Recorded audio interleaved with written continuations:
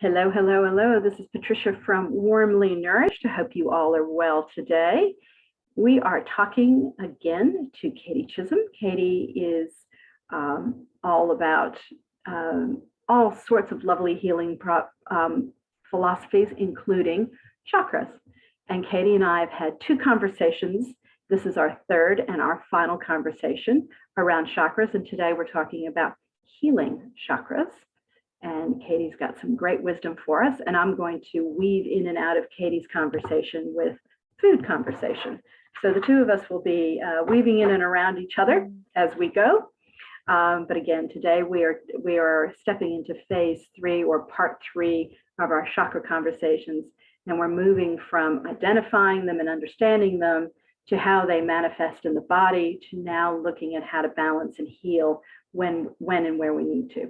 So, Katie, welcome, and thank you for joining me today. Thank you for having me. I have enjoyed our first two chats, and this one today I've been especially looking forward to. Me too. All right, so I'm going to turn the call over to you, and we're going to start by looking, Katie's going to share her screen with us, and we're going to have a look at some healing modalities for our chakras. And as Katie's doing that, I'm going to step in at the end of each section and talk about foods that are supportive and healing for those particular chakras. Awesome. So as we do, each of the times we've spoken, we start down with our root or base chakra. And remembering this one's about safety, security, survival, family, health, all those sorts of beautiful, earthly, important tribal functions. So if we look here, there's beautiful little graphics there, if you're a visual person, that go into how to balance out our root chakra. So we've got stamping of the feet. So if you're sitting there now listening to this, you might like to just give your feet a bit of a stamp. And what you can do is feel that vibration up through your legs. And that makes you come into your body. So it brings you into that physicality, to know that you're safe, to know that you're grounded, know that the earth is there under your feet. Yeah, it's a good one. Jumping up and down, you know, you can do it with a skipping rope. You can jump up and down. You can pop some loud music on and jump up and down to it. You know, do whatever floats your boat, really. Some jogging is there, and I know that Patricia loves to do power walking through the city. So jogging or walking, just moving the body, honoring the body, feeling into your body. Walking in nature. Who doesn't love walking in nature? Seriously, it's so beautiful. Good.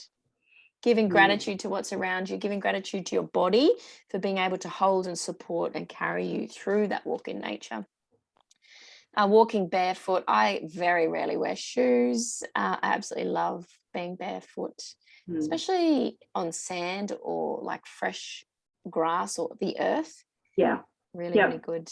Digging your toes and feeling the blades of grass between your toes is so lovely. Yeah, being able to, even if you do your power walk or your jog or something like that, and then just stopping somewhere, kicking the shoes off and just earthing yourself, feet on the earth is a good one.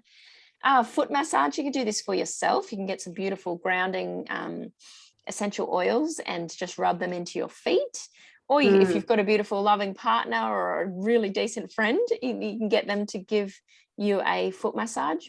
Now, someone told me that if you use a little bit of sandalwood essential oil with a little bit of ghee, which is clarified butter, and blend that together and put it in your hands and then rub it on the soles of your feet, it's supposed to be extremely relaxing. Oh, yes, bring that on. That sounds actually really good. I haven't thought of using ghee as a base. Yeah. Gardening, so getting out there, getting your hands in the soil, down amongst it, like really appreciating your garden. There's community gardens if you don't have that space physically yourself that you can go along to. Decent sleep, so really mapping out your sleep and making sure you go to bed at a certain time, waking up at a certain time, using all the tools you can in that holistic toolkit to give you that nice, beautiful, restorative sleep. Being outdoors, connecting to the earth, yoga, so your grounding yoga moves, your tree pose, mountain pose, all those forward folds, those sort of really strong earthly, like roots coming out of the feet poses. Right, yeah, maybe even some warrior 1 and warrior 2. Yeah, to really feel strong in your, Yeah.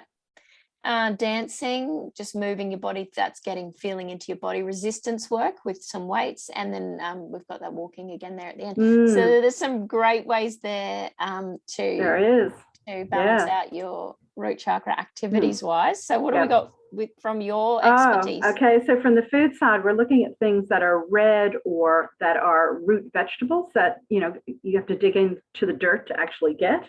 So we're looking at beets and carrots, turnips and parsnips and fennel, potatoes, radishes, really great for the root chakra, onions, garlic, daikon radish, which is used in Asian cooking, celeriac, and something called rutabaga, which is a large rutabaga. Yeah, it's very common in the U.S. I don't see it too much here. Fresh ginger or dried ginger, and fresh or dried turmeric. Very grounding, very earthy. I love ginger. Oh, I do too, and it's warm and peppery and spicy, and just has a really mellowing effect. It's just beautiful. Stunning, stunning, stunning. So those are great foods. So you're really looking for the color red, or what we would term root vegetables. And I loved, you taught me to make a smoothie out of my red sort of beetroot and that, to make a smoothie. So that was always really good to add them in, and if you couldn't do it into your meals, to whiz it all up together. That's right, exactly right. And beets are just so healthy for you, and they're really they're a very grounding flavor, very earthy taste. Just stunning, beautiful. And such a beautiful color. Yes, definitely. I am going to also mention, before we go into sacral, wearing the color. Which one of your beautiful friends taught me at your chakra dinner was to actually wear the color. So if you're honoring the root chakra for healing, just start wearing lots of reds, red underwear, red shirts, red bows in your hair, red, whatever you can. Yeah, exactly right. One. Yeah, that is a very handy one. Exactly right. Okay. Let's look at sacral. Sacral is pretty exciting. So it's all about movement and flow. It's about finding pleasure in life, pleasure within your relationships. It's about smooth, fluid relationships, conversing back and forth as well, and feeling safe in there. So hot aromatic baths, you can add your essential oils into the bath, making sure that you disperse them through the water safely. You can have a deep tissue massage, so getting in that little bit deeper, maybe going to a professional for this one, or if your partner's good at that.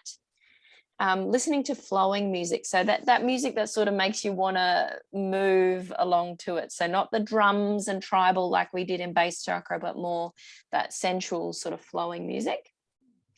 Surrounding yourself with beauty, art, creativity, going to an art gallery, going down to the Roma Street Gardens if you're in Brisbane is beautiful, just walking through and looking at all the beautiful colors and the flowers and things like that.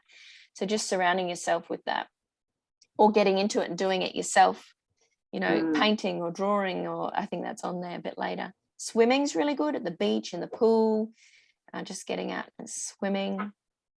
Yoga flow, so we did the base sort of earthy yogas for root, but this time we're doing more of a vinyasa, so flow class. Like think of your like sun salutations and things like that, where you're constantly moving through, following the breath and connecting to breath. Lovely.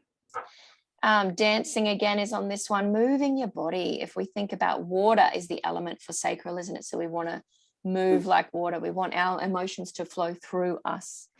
So moving in dance is good. Emotional release, so crying or hugging it out with a loved one, a safe one, with yourself, just sitting there feeling nurtured. Wrap yourself in a tight blanket, or if you've got a weighted blanket, watch a sad movie and just release it out is really, really good. Float tanks, I've never tried this, but I think they're fantastic.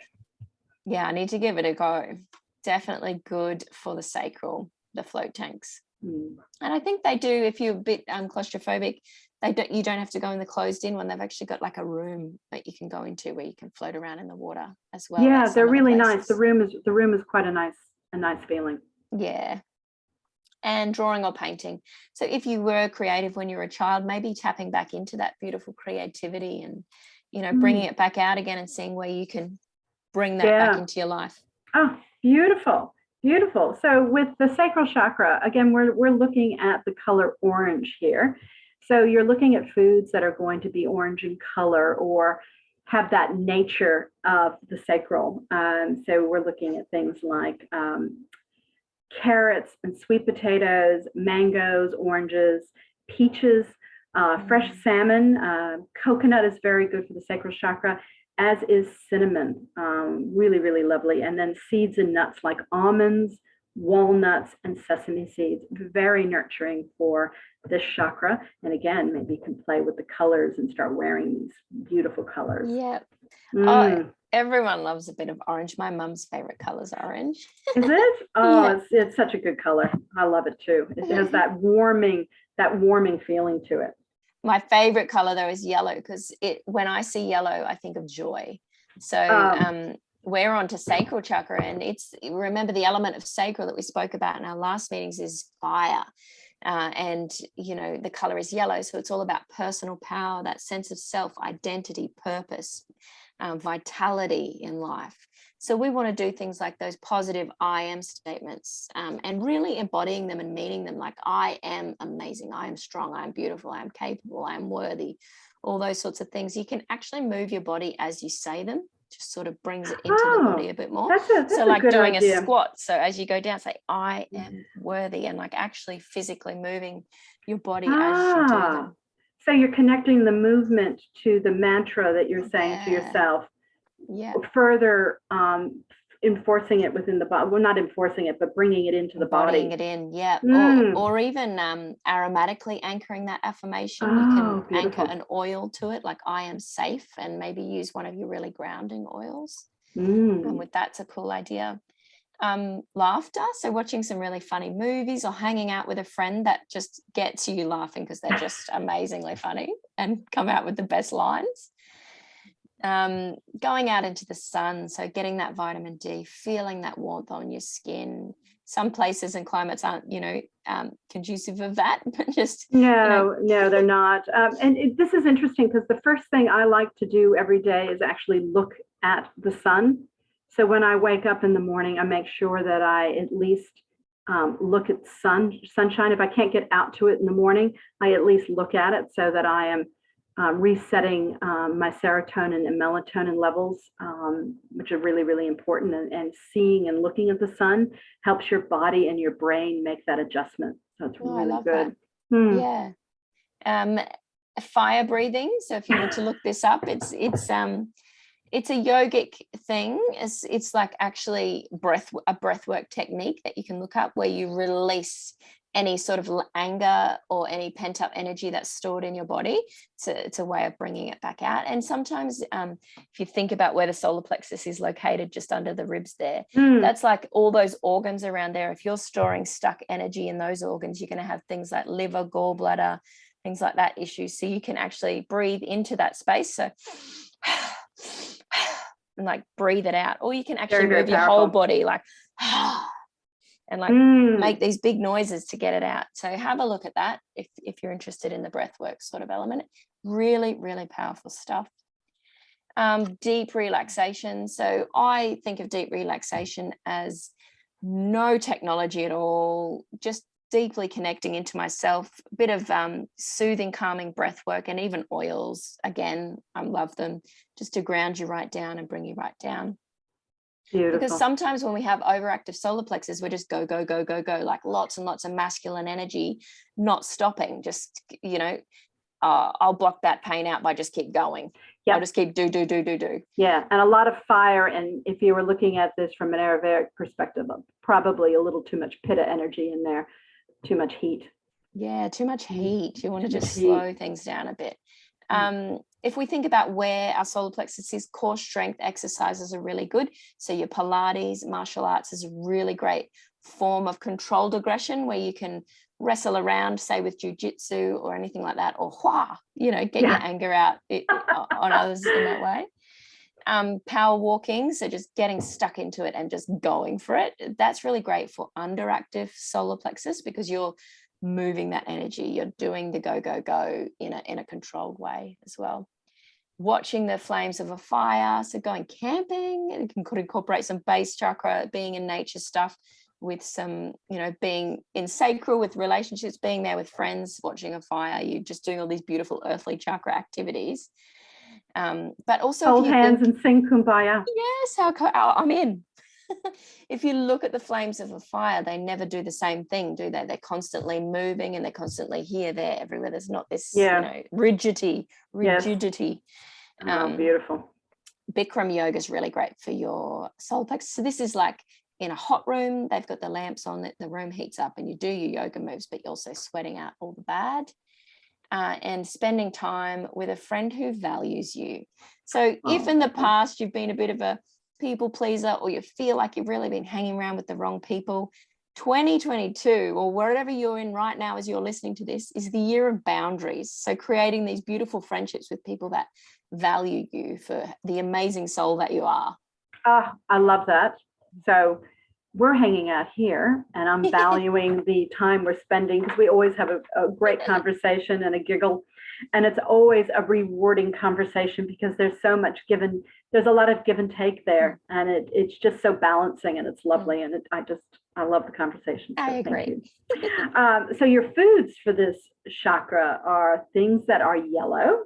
So think of whole grains like spelt and rye, farro, oats, and all the different rices. So, there isn't just white rice and brown rice. There's actually green rice, black rice, blue rice, purple rice. There are a variety of rices because rice is just a wild grasses is how we come to be with rice.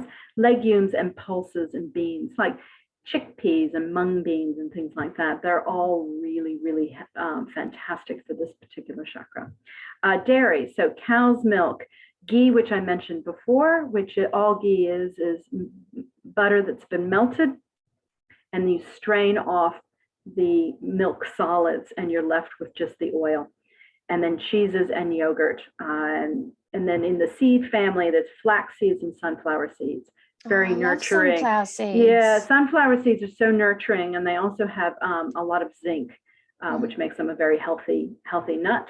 And flax seeds are good for everything. So, in some diets for people who are more on the vegan side, if you want to really build up your omega-3 fatty acid profile, flax seeds and flaxseed oil is really a great substitute for fish oil if you don't want to go down that track.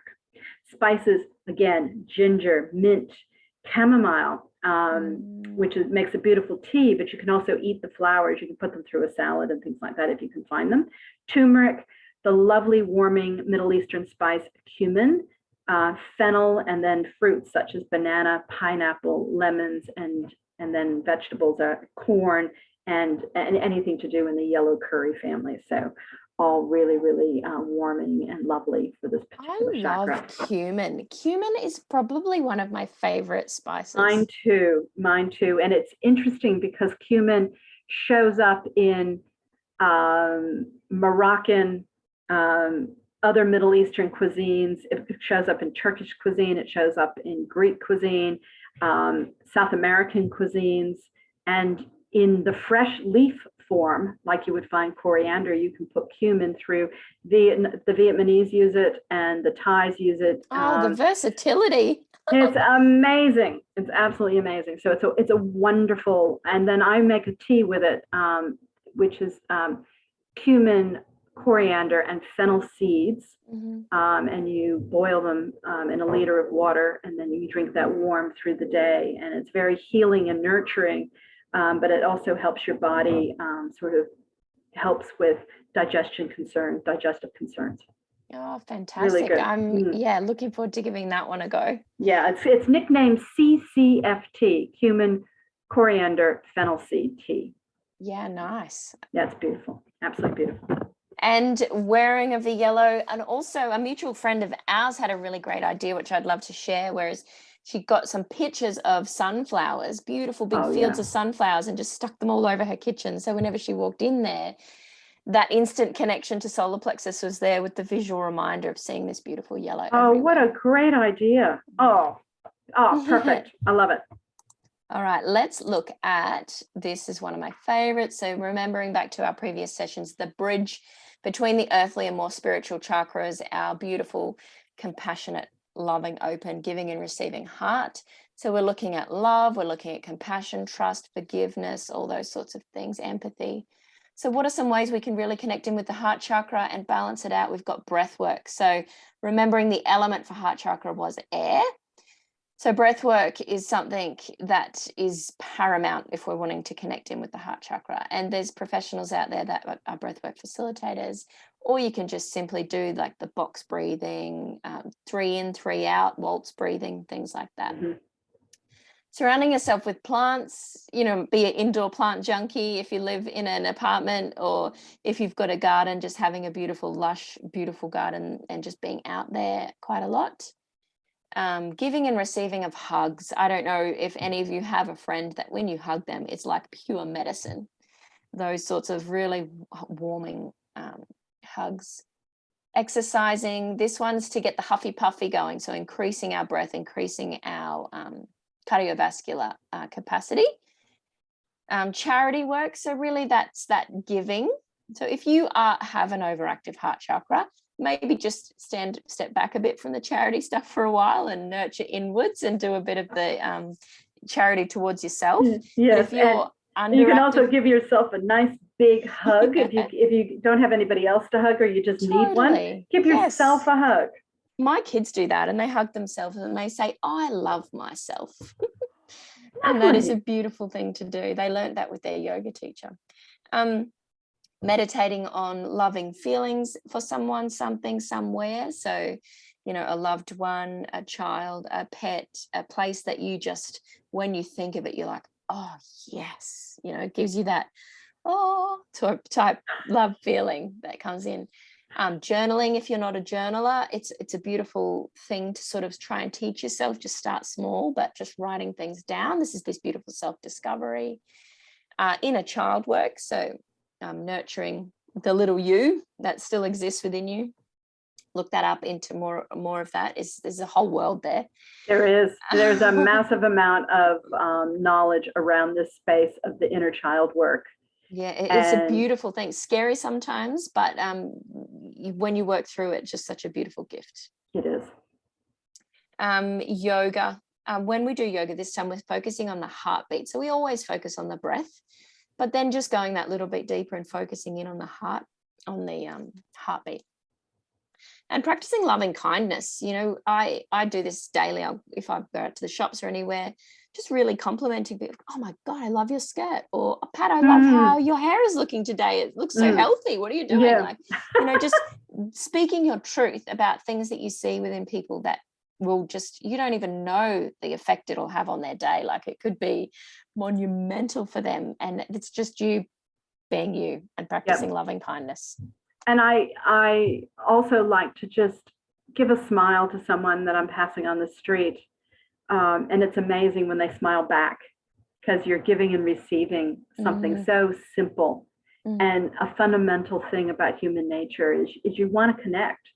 And you don't necessarily have to stop and have a chat with them, but making that connection, it feels fantastic.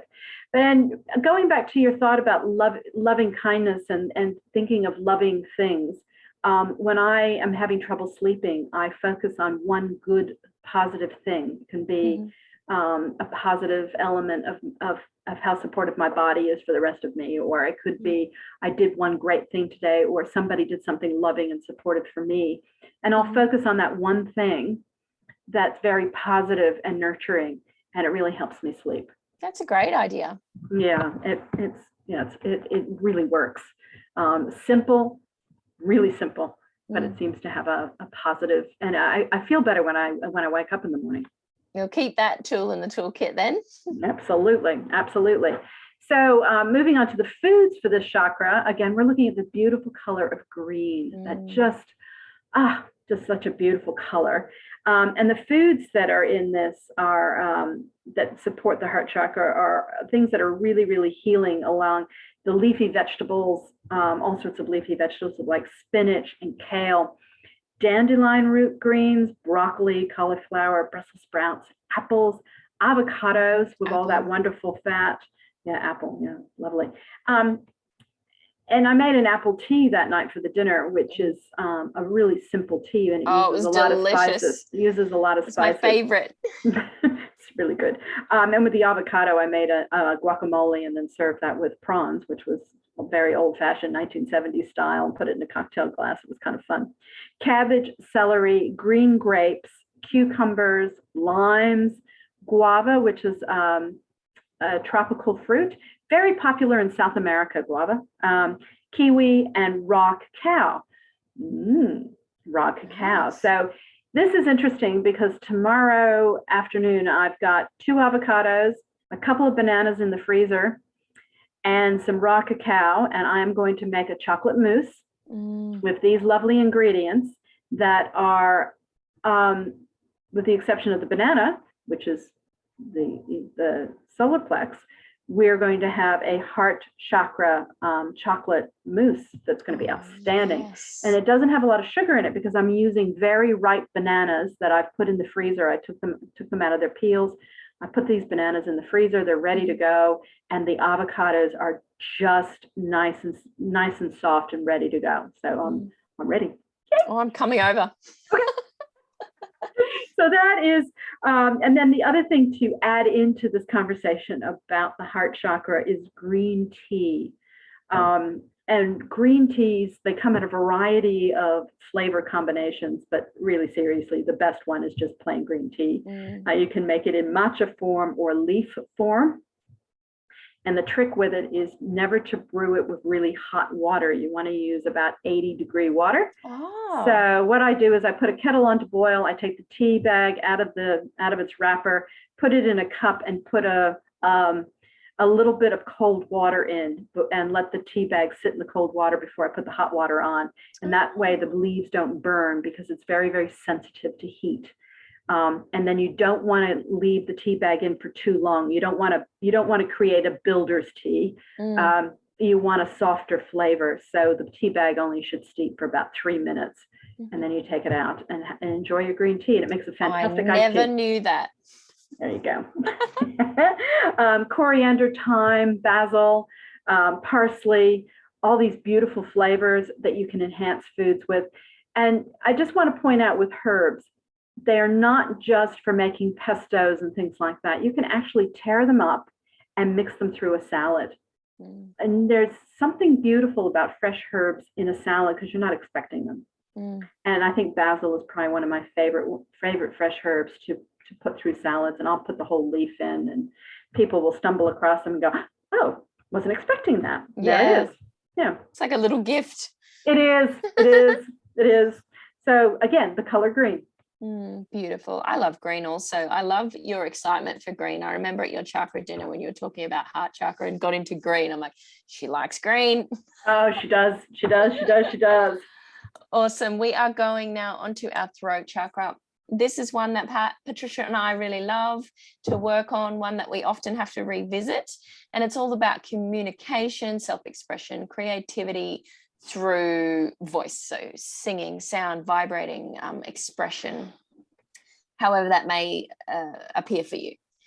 So if we think anatomically where this is, it's neck and shoulders. So for me, whenever I'm stressed, boom, straight to my neck. So loosening, doing your neck sort of stretches and things like that, and just maneuvering, making sure everything's quite loose through there is something. Singing along to music in the car, house, wherever you might be, shower. Or chanting. If you haven't tried it before, there's something called Kirtan, Kirtan, and it's a form of meditative singing or chanting. And most capital cities have groups that get together, yogic communities where you can do this. Highly recommend it. It's amazing. I am obsessed. Telling of stories is beautiful. I put a post on Facebook recently that was like, share a story on here of something you think that you've done that no one else has done. I did not expect the amazing response that I got of all these people sharing their stories.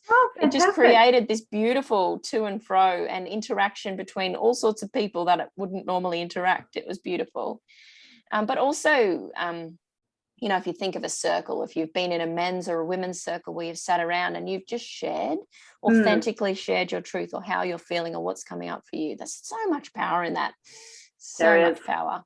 But then if you are overactive in your throat chakra, it's great to be mindful of not telling too much story and not attaching story to everything, having to have your, but I need to interject and tell my story right now in the middle of this conversation. Like, no, you don't. Just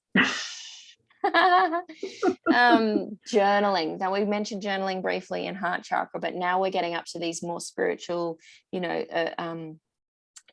It's about getting it out, sharing, and pen to paper is super powerful. It can just be you pulling one of your oracle cards out, looking at that card and writing down what you see before even consulting the little book that comes with them, or just looking out your window and writing down what you can see and what that means to you, or after you've been for a walk, coming back, writing down what you saw and what that meant to you. Oh, that's a good idea. Yeah, like who you saw when you interacted with that person that smiled at you, or that person that didn't smile at you, and how that made you feel, and things like that. Really interesting to do. Reflective practice. Practicing silence. So there's quite a lot of people that have excessive throat chakras about the place. Just practicing silence. You don't have to fill the space of a conversation. You can sit beside someone and not speak. That's okay. Sit in that and feel it.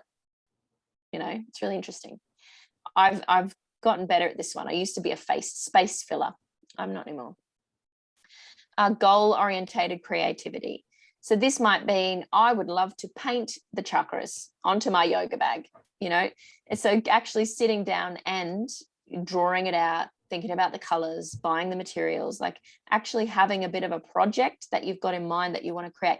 Vision boards are a great example of this, or, things like that. So if you want to do that sort of goal-orientated creativity, but you don't feel that you're creative, you all are, by the way, you just connect with a beautiful, creative, artistic person and say, I want to do this, and they will guide you. So do that.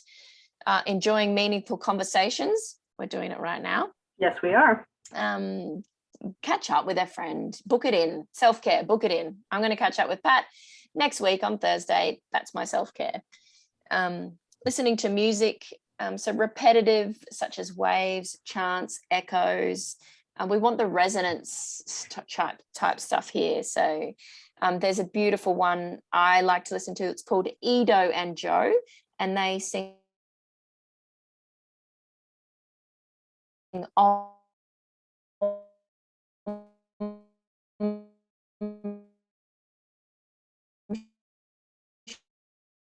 there's your done, just listening to the song.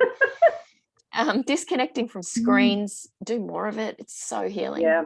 And I have a practice that at the end of the day, roughly 5 or 6 o'clock in the afternoon, sometimes 7 o'clock in the afternoon, I turn everything off and I don't reconnect until 12 hours later. Yes, I love that. Boundaries, beautiful. Yes.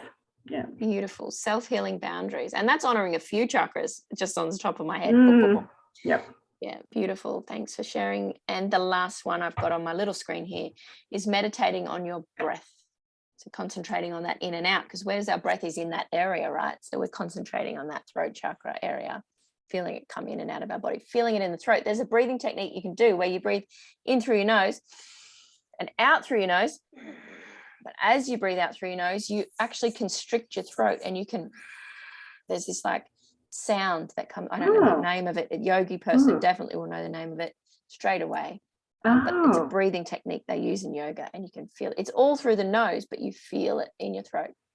Oh, I'll have to play with that one. I don't know that one. I know quite a few of them, but that one I don't know. Ooh, I'll find the name and I'll drop it in for you, and you can share it with everyone. Fantastic. All right. So the foods for this beautiful chakra is interesting, because the foods are a little bit odd because of the color of the chakra is kind of a turquoisey blue, which is a little difficult to match in nature unless you come across blue spirulina, which is the color of this particular chakra, right down to, it looks like a piece of turquoise jewelry. It's stunning, absolutely stunning. But blueberries, blackberries, elderberries, elderflower, sage, thyme, raspberry leaf. So you can get raspberry leaf as a tea, very healing and beautiful for the throat. Eucalyptus, again, very good for the throat. And you can imagine that as a beautiful essential oil treatment that you could massage in. Slippery elm, which is usually comes in powder form, and you can mix it into tea blends or mix it into a smoothie. You have to be a little bit careful with it, but that's also very releasing. And then licorice, beautiful licorice root, real licorice root. You actually can chew on it, and it's very soothing for the throat area, and it's lovely. There's all sorts of other things that can be supportive. Purple foods like purple cabbage, purple grapes. They light up the brain. The brain really likes that color purple. And it's interesting that that's also good for the throat chakras, is the color purple. Seeds and nuts, eggplant, purple grapes, purple broccoli, if you can find it. Purple carrots, goji berries are very, very good as well. I love dark chocolate covered goji berries, are like my favorite thing. Oh, they're good. They're fantastic. They're absolutely fantastic. So with that, all the things that you want to do for the throat chakra is calming, soothing sorts of things. And that apple tea that we talked about earlier is also really good for this, because the raw apple that's in the tea and then the herbs or the spices that are in it really help open and soothe. So it's really lovely. Beautiful. Yeah, beautiful. I love those colors too. Really, really love throat chakra colors, and especially the crystals of the throat chakra. Let's look up at third eye chakra. So we're moving up now to our intuition, our inner wisdom, our self-reflection, transcendence. So we're bringing forth the energy from those lower chakras, the bridge up through. So we're thinking about creative visual art, looking at it, creating a board of it. So I love looking at chakra and spiritual art on the internet, and then actually taking those and creating a wallpaper on my computer that is all my own favorite visual art to look at as soon as I open my computer, or my phone screensaver has chakras all over it. Beautiful. Just getting that in your face, what you want to see, where you need to see it. Visual stimulation. That can be out in nature, that can be looking at books, that can be that sort of thing, just really opening up the eyes and actually looking not just in front of you, but deeper into that. Meditation is brilliant for the upper chakras, that's throat, third eye and crown.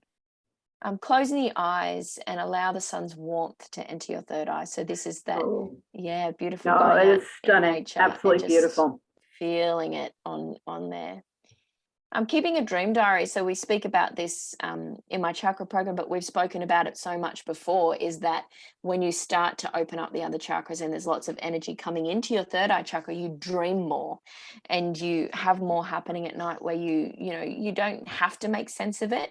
But sometimes when you wake up, you're like, oh, that happened. So to have a dream diary or a book or something where you can write down even if it's just a couple of little points, the more you do that, the more you're going to get out of your dreams. So you can actually start to ask questions before you go to bed. And then sometimes that question may be answered for you by your higher self in your dream. It's really fascinating. Oh, that would be fun. Oh, I'd like that. Really cool. I would really like that. Ooh, it's time to explore that. Yeah. Listening to classical music. So finding out what really resonates with you and listening to more of that. That's that intellectual sort of flowy stuff's great. Guided visualizations. So if you've got a really, really blocked third eye chakra and someone says to you, visualize the stream, you're going to go, what gosh darn stream? I can't see a stream. So it's about, being at a point where your third eye is so balanced that when someone says, there's running water, you're walking through here, see the doors up ahead of you, you can actually see those in your mind's eye as you're doing the guided visualizations. Practice makes perfect. If you can't do it at the start, give yourself self-forgiveness, heart chakra stuff, and keep going, keep doing it. The more you do it, the better you'll get at it. Yeah, and it's really good. They do a lot of guided visualization is with doing your inner child work as well. Yeah. A lot of guiding going on there. Yeah. And working with memory. So that can be doing your Sudoku puzzles. That can be, creating your own sort of crosswords, doing crosswords. There's apps that do it these days and stuff. But if you're avoiding screens, go and do some learning and some study and try and retain stuff. So the more we use our beautiful brain and third eye, the better we get. Yeah. Fantastic. Yes, you can tell us Yeah. some foods. Oh, yeah. Anything that would help work on memory, I think is a good Yes, thing. please. So this we're looking at the color of indigo here, which is a tricky color to get as well. It's not quite a deep purple. It's kind of a lighter purple, almost the color of. That's a really hard color to describe, so I'm not going to even try because it's too hard. But for this particular chakra, foods that really support the third eye are raw cacao, which is interesting because you can make a beetroot hot chocolate. So you get the red from the root chakra, the cacao that also supports heart and throat chakra, but it also supports the third eye, which is so stunning. Yeah, goji berries, lemons, watermelon, star anise, honey, and this would be raw organic honey from as local to you as humanly possible. If you can't find it from your local neighborhood, maybe just your state or the country that you live in, if you can't get it even there. So coconut oil, hemp seeds, cilantro / coriander, ginseng, and that can be Korean ginseng, that can be US ginseng, but ginseng, and vitamin D3. So vitamin D3 comes in different forms. You can get it through as an additive into your vitamins. You can also get it by adding getting more sun helps the body break it down and absorb more vitamin D3 from your foods. So yeah, and anything in that color range. So purple foods, grapes, eggplants, purple kale, blueberries, plums, those beautiful end of season plums. Yep. Yes. And then purple sweet potatoes and blackberries. Now, interestingly, I found a purple sweet potato latte blend when I went down to Sydney. I brought it back. I haven't tried it yet, but it's made with purple sweet potato. Oh, fantastic! You'll have to let us know. I'll let you know how it goes and whether it's worthwhile bothering with or whether it tastes too weird and funky. I don't know, but I'm giving it a go. But I think one of my favorite things is hot chocolate, and I do like it with beet. Now you don't have to use fresh beets for that. You can use you can get these in health food stores now, and even in high-end tea stores. They're selling dried ground beets in a powder form, and it's called your red fruits, but it's mostly beet. And you can just put a little bit of that into your hot chocolate mix or your ceremonial cacao. Put a little of that in there, and you get this beautiful beetroot hot chocolate. It's stunning, but I do prefer it with actual beets, to be honest. Oh yes, I'm going to give that a go. Yeah, so you can find it through your essential reds, I think is how it is usually marketed, but it's beetroot powder, and they're selling it at the bulk stores like The Source, so it's not impossible to get. It's gotten much easier to find, and up here in Brisbane we've got Market Organics, and they sell it there. Not hard to find. You just mix it in with your hot chocolate, whichever way you like to have it. I happen to like to use raw cacao, but not everybody is on board with that nice bitter chocolatey flavor like I am. I'm with you on that. I love it. Yeah, it's fantastic. Last but definitely not the least is our crown chakra. So we haven't mentioned too many essential oils, but I'm going to for crown chakra because it is a huge one for that. So using our 5 senses, we look at smell with crown chakra. For frankincense is really good, or any of your really high vibrational essential oils like rose, melissa, sandalwood, any of those. And you can use them in your meditations. You can use them topically, or you can actually just rub your hands together and inhale them deeply. So our crown chakra is all about divine connection, consciousness, unity of our feminine and masculine, embodiment of love, compassion, and awareness. So yes, please, if we can get our energy running from our root or base all the way up and then just bursting out of our crown, into into where it needs to go, we're just going to get so much more from life, and so much more we can manifest it through into matter and make it actually happen. Meditation, number one for your crown chakra, in any form that you can do. Yoga nidra, laying, sitting, walking, there's so many forms of meditation, and there's lots of people out there that can help you if you're not someone that's into that. I've got two more there. So the walking meditation, I think Pat does a lot of these where she's mindfully walking, feeling everything, seeing everything, smelling everything, just really being quite mindful whilst you're out there. Yep. And I do that without wearing earbuds or listening to a phone or music or anything. That's when I go for a walk where I'm actually listening to what's around me. Yeah, being really 100% present in that moment right there. Mm-hmm. Thoughts will come in, you thank them, and you drift them back out again and just stay present. That's what mindful meditation's about. Mantra meditation, sort of what I was talking about yesterday. Just a bit earlier, where I was saying like Om Shanti. There's so many that you can do. You can use the mala beads. There's 108, and you can say a mantra on each of them. We can do your singing ones. We can just repeat a mantra to yourself over and over and over. Learning or studying, this is our beautiful intellectual chakra. If we're using our brain and the energy around that area, can help to move things around. Spiritual discipline and routines. Rituals is the word I like to use. So, waking up and taking the time to go into that space wherever it is for you, and just dedicating that time to yourself, whether you just be sitting and meditating, whether you be doing oracle cards, journaling, having a quiet tea in a quiet, beautiful, safe space in your house where you can just be. No phones, no distractions, no TVs, just listen to the birds, whatever's around you.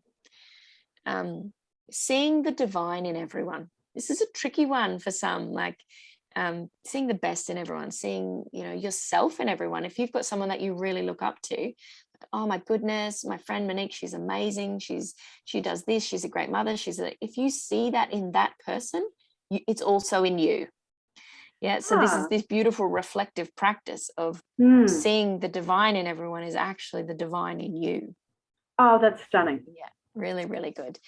Focusing on your dreams. So this is sort of entwined with the one earlier, where it's like asking that question before you go to sleep, and then paying attention in your dreams to see, what's coming through. Don't concentrate too much on it. For example, I was in a dream and there was just so much going on. There was just things everywhere, and I was trying too hard to figure it all out. And I just had to surrender and stop and go, okay, I'm here and there's lots going on. And then I started to see things, but I was trying to control it too much. So it's about surrender and just allowing to come through what needs to come through. And what it is your brain just filing away all those memories and things into your subconscious, taking out what it doesn't need anymore. It's doing this shuffling act. So just paying attention to what's happening there. Avoiding screens. Here we are again. That's phones, that's iPads, that's, TVs, everything.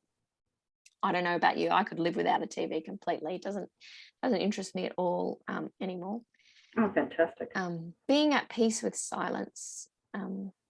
This is one I've learned to do, and it is bliss, let me tell you. But it's so hard to get there. If you are not around silence much, try and incorporate it in, even if it's little snippets here and there, and just be in silence. There's so much healing in silence. Sometimes it's confronting, because when there's silence, other things may come up for you, but look at those things, feel those things, deal with those things, and then move through those things. Chakra balancing treatments. So many beautiful professionals out there that do so many modalities in the way of chakra balancing, clearing, energetic work. If you need Patricia or I to connect you with anyone, please just ask. And yoga practice. This is your own self practice. This is practice with professionals. This is just incorporating their beautiful yogic way, the Ayurvedic way as well, into your life more.